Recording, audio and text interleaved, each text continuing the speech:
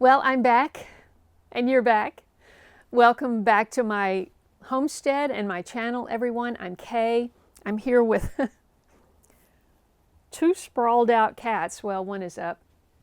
You'll probably see them while we're talking, but it is so warm, and we're in the first week of February, and it puts me in mind of spring and all that spring brings, which are weeds, aka also known as medicinal plants. Many weeds, if not all weeds, I don't know, have medicinal benefits. And you want to get a jump on it now while you've got maybe a little time before we get all out in the garden and all hands on deck, to go through your plant app. Hopefully you have one. I talked about this last year. If you got a plant app, now I understand everybody cannot afford to have a paid plant app, such as the one I have, which is Picture This. I'll tell you what the benefits are. I don't know what all the free apps offer. You can identify plants, but I don't know if it keeps you a library. The Picture This app keeps your library. It keeps your snap history. I mean, every time you take a picture. And what I found that I did so much over these 3 years trying to learn some of these plants is I took repeated pictures of the same plant. So I'm getting ready to go to see my newest granddaughter, and my phone is always full. It just seems impossible to keep a little space in here for, short videos or pictures. So I thought, I've got a lot of duplicates in the Picture This app. In fact, when I checked my iPhone storage, which you should do if you have one of these, because it is sucking up a lot of your space. It was the second one after messages. So it was over 7 gigs of information, data. And so I thought, well, maybe if I go through all of the plants that I have documented since I've been here, and I take out all the duplicates, that will drop way down. Well, it didn't drop way down, and I did go through it all. And so I actually don't know how much space the actual app takes without the data. But it has a lot of great information that has been so beneficial to me. Now, last year I did one of my most popular videos I did last spring, and it was know before you mow. Don't mow your lawn that first time before you go out and identify some weeds that could be medicine. As things are going in our world, we need to be able to make our own medicine as much as we can. And some of these plants provide pain relief. They provide wound healing. They provide, they stop bleeding, such as yarrow. So many things. You can either use some of the plants you can use direct, the plant itself, on your wound. Some plants like plantain, you're going to want to make a salve and use that. And so you want to be ready for this information. You don't want to be like starting first grade come April. Of course, today everybody starts school. This was made apparent to me this past week for some reason. Some post online was talking about the way school is today, and has been actually for 20 or 25 years. But when I went to school, which was, a couple of decades ago, we reported for duty at age 6, okay? There was no mommy and me. There was no preschool. There's, 2 days a week. There was no, 5 days at half days a week, pre-kindergarten or 2 years of kindergarten, as in the case of one of my kids. I mean, I think Walker was in school for like 6 years before he got to first grade. It was crazy. And if I had it to do over, I would change it. But I can't do anything over. He's married and got this grandchild I'm going to see. So I can't fix anything that is in the past, but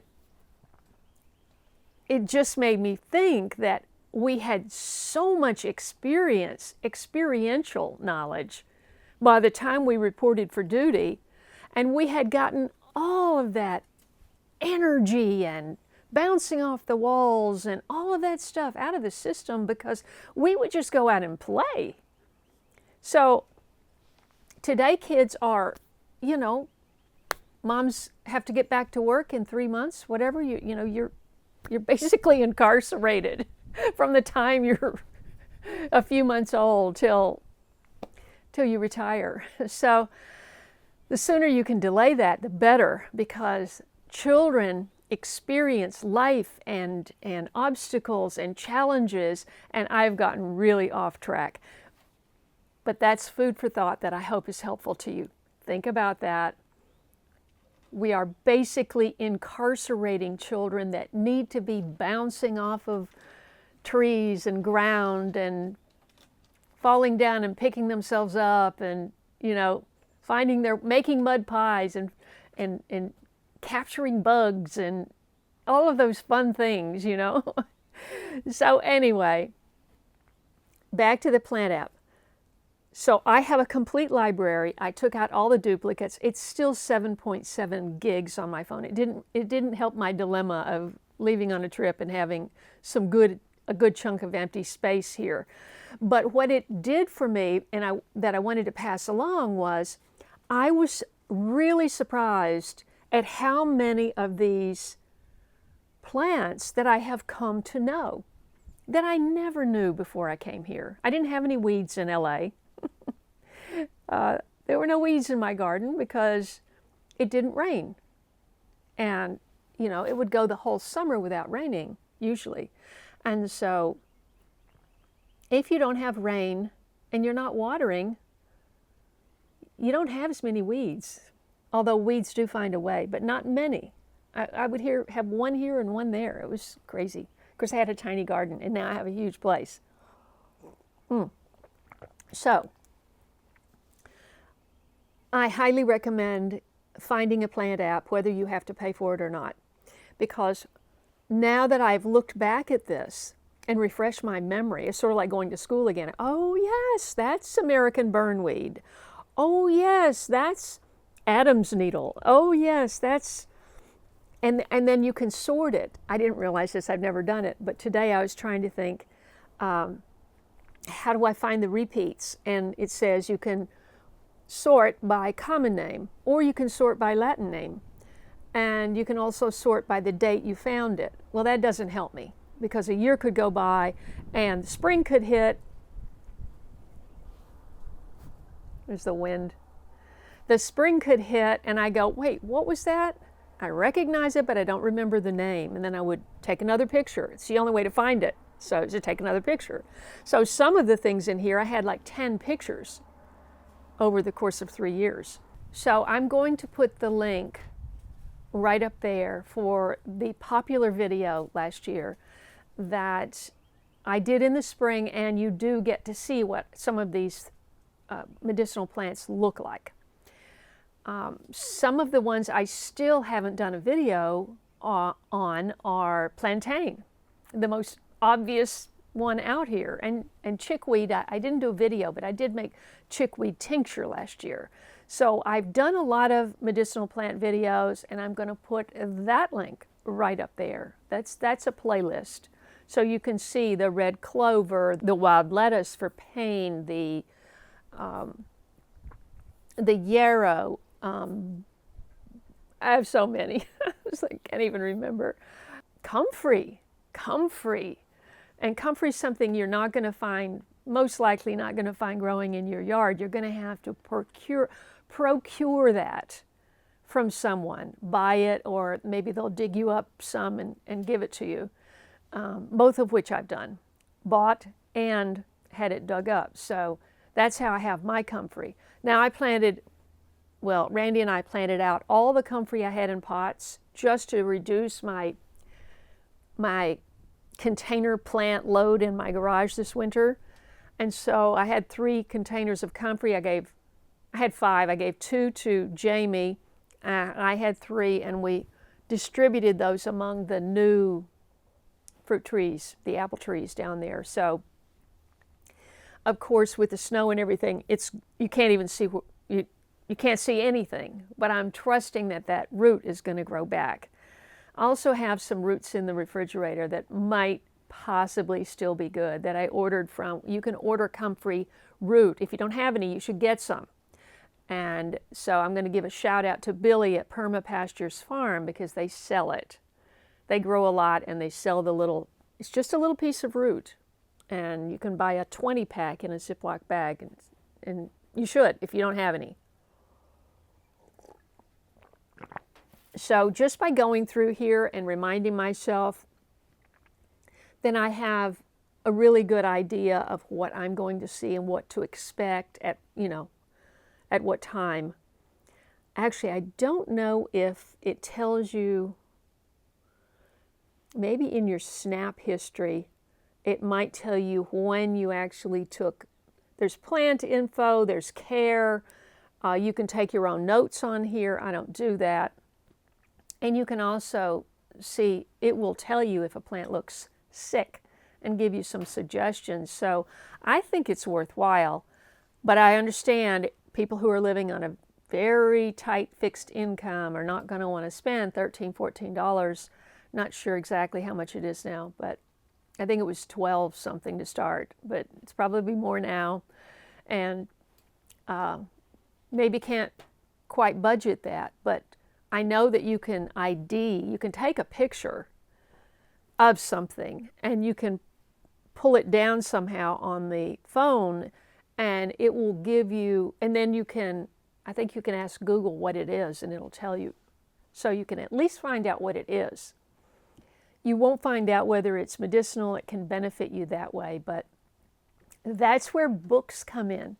And I've recommended this book over and over, which is let me go get it.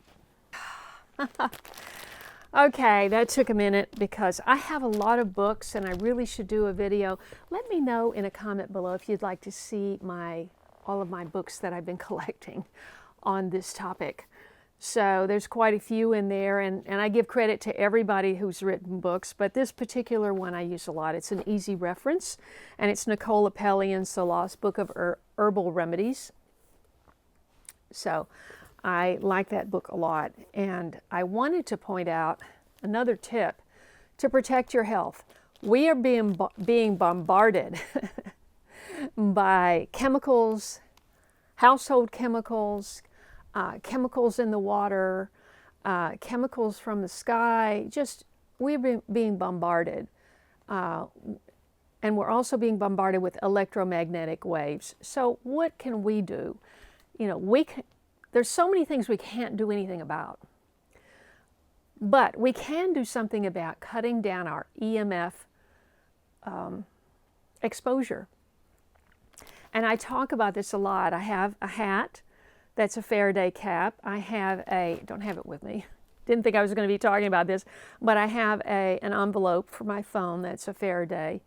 It has the Faraday cloth, which is lined with a fabric that repels the electromagnetic waves, as does the glove. I was just going to say, I was sitting there. It took me an hour to go through all my plants on this plant app and delete the duplicates. That's all I did. And I was sitting there for about 20 minutes just holding it in my hand like this, and I just thought, Kaye, what are you doing? Go get your glove. So because I could already start feeling it kind of tingling my hand. And you will find that if you talk on the cell phone up against your ear for half an hour or more, your ear will be tingling when you take it away. And your hand will be too if you hold your phone for any length of time. So if you're going to be doing something like this, put your glove on. And I just got mine from Amazon. I'm sure you can order them from a lot of places. This is a company called Defender Shield, EMF radiation protection gloves. And so, since I was holding the thing is, I have a phone holder, but you know, it was just easier to hold it and do this process. So I usually always have this in a holder, and I don't hold it in my hand. So that's just a little tip for you to protect your health. Everything counts. Every bit of toxicity adds up, and our fighter T cells can only fight off so much. We are not indestructible. We have an amazing, innate, pre-programmed healing process in our bodies. We all come with killer T cells that kill off all of these things. And you can keep things at bay as long as you stay healthy. But if you really start, you not eat well, you don't exercise, you don't take care of yourself, then that's when your killer T cells get overwhelmed and they go, well, we can't fight off this virus, or we can't fight off this bacterial infection, or whatever it is. And so keep that in mind. I hope that's helpful. So once again, I just wanted to bring this to your attention, because don't wait until April when you're trying to plant the garden and you're trying to turn over your beds and you're trying to, whatever you're doing, you know, it depends on your zone, whatever you're doing in April. When all these plants start coming up, you might want to be collecting them, because some come up in the spring. Some are here all year, like plantain. You can find plantain and dandelion all year, although if you're looking for the dandelion flowers specifically, that's a spring thing. So you better get them in the spring. You're only going to find one here and one there after the gold rush in the spring. And so I hope that's helpful. If you have any questions for me, leave them below. Be sure and check out my medicinal plants playlist. Be sure and subscribe if you haven't already. I don't know what the future holds. All I know is we do the best we can with what we have right now.